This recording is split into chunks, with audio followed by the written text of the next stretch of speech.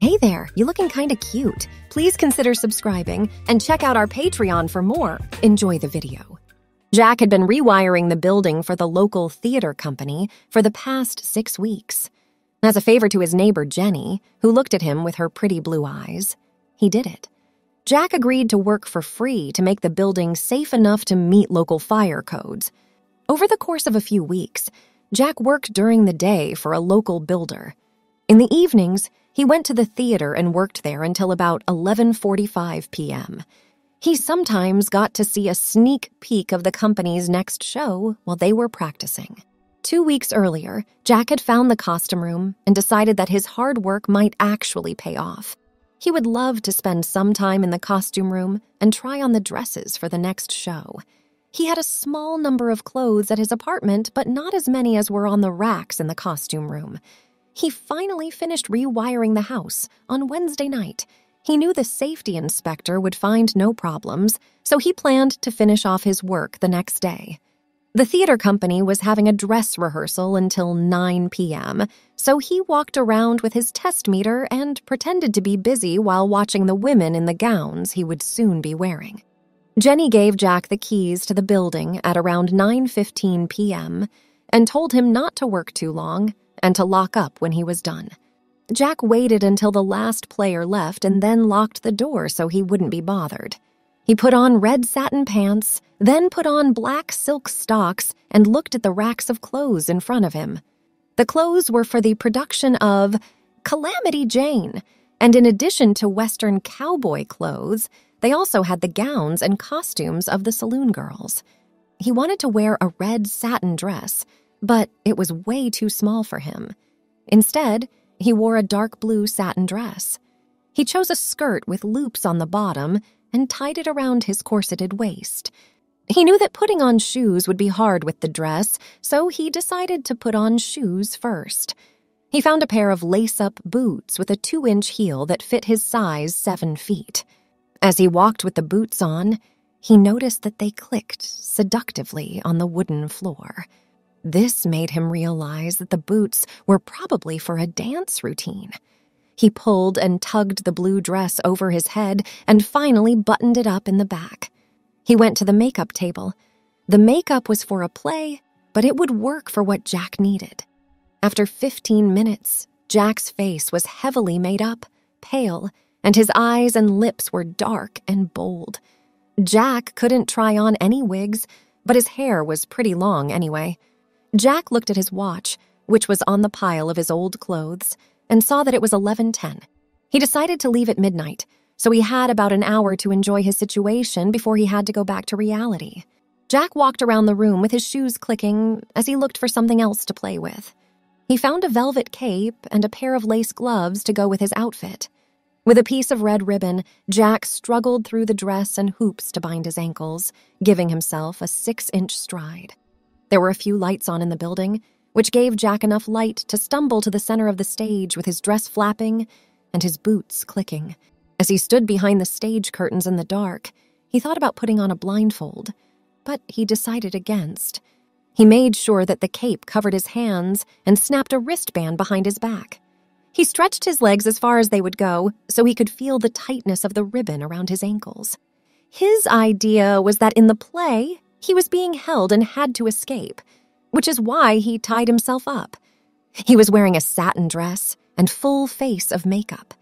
He was hobbled and cuffed, and the curtain was about to open and show him to the world. He heard a noise. His heart started to beat faster. Someone had opened the door to the building and was inside. What should he do? From behind the curtain, he saw a man in a uniform and realized that he must be part of the security team and was checking the building. Jenny had told Jack that security usually checked the building around midnight, but Jack had always left before then and had completely forgotten about him. Jack thought his heart was going to explode, and he thought the man could hear it beating as he shut doors and turned off lights. Jack swallowed because of the lump in his throat, and he thought that the noise would be enough to wake up the guard and lead to his being found. What could he say to explain it? As the guard walked by, Jack held his breath and stood as still as he could. He thought his pounding heart would give away his position, but as soon as the last light went out and the door shut, he started to calm down. With only the moonlight coming in through the skylights to guide him, Jack limped back to the costume room as quickly as he could. Oh, no! As the door to the costume room closed and the bolt at the top of the door moved into the locked position, Jack thought. He looked at the bolt and realized that everything he needed to get out of this mess was on the other side of the door. All of his clothes, all of his tools, and even the keys to the building were on the wrong side of the door. He leaned forward and tried to reach the bolt with his hands, but even if the corset and cape hadn't gotten in the way, he still wasn't close enough. He tried to use his head, but he was too short, even with the heels on his feet that were starting to hurt. He had to find a place to stand. He found a chair, but since he could only spread his legs about 6 inches apart, he knew it wouldn't be much help. In one of the rooms, he found some books that could be stacked on top of each other to make the right height. Jack's cape and skirt made it harder for him to climb, but he did it in the end. Jack couldn't get the bolt off because the door frame was in the way.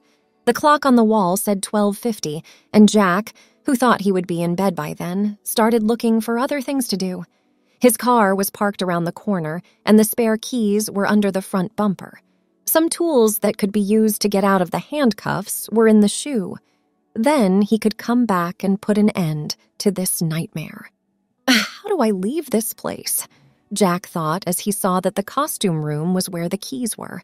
He looked around for a window that was open, but he realized that he couldn't climb out of a window in his clothes and with his ankles and hands tied. He said, "Crash bars," knowing that safety laws require all public doors to have crash bars that can be opened from the inside in case of a fire. He could push his way out, use something to open the door, and come back the same way. But in order to get to a door, he had to go down the stairs on the side of the stage and into the public area before going to the emergency exit on the side of the theater. Jack had to use the handrail to get down the stairs because the ribbon around his ankles made it so he had to jump down one step at a time with both hands on the handrail. As Jack moved through the theater in his dress, the swishing and clicking seemed to get louder. The main auditorium was very dark, but Jack knew where to go and soon felt the crash bars that would set him free. As soon as the door was opened, light poured into the theater, and anyone walking by could see Jack's shape in the moonlight. The exit led to a rarely used alley, so Jack left the theater with confidence and stuck a piece of paper in the door so he could get back in. Jack knew that there wouldn't be many, if any, people around at 1 a.m. on a Friday, but he had to act normal and not draw attention to himself. However, a woman wearing a satin gown and a velvet cape is not a common sight. Things were going Jack's way now. As he walked to his car, he tried to wiggle his hips like a woman. No one was around. As soon as Jack got his spare keys off the front bumper, he pushed the button and turned to look in the trunk, where he knew he had a toolbox with bolt cutters in it.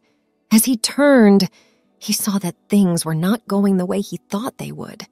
Even before he saw the toolbox, he remembered that it was locked and the key was in the theater. He tried to open the lock by pulling on it, but he knew it wouldn't work. What do we do now? Jason, Jack's cousin, lived 2 blocks away, but that would mean getting caught, and Jack didn't want Jason to see him dressed like this. Jack thought that Jenny would be the most understanding if anyone found out his secret, but it would take hours to walk home, and it would be getting light by then. As Jack closed the trunk of his car, he remembered that it had a phone and decided that calling Jenny was his only choice. The car's interior light came on, and Jack knew he should get in and close the door. However, after looking at the dress's hoops, he decided to get in on the passenger side, which he did, and then he closed the door.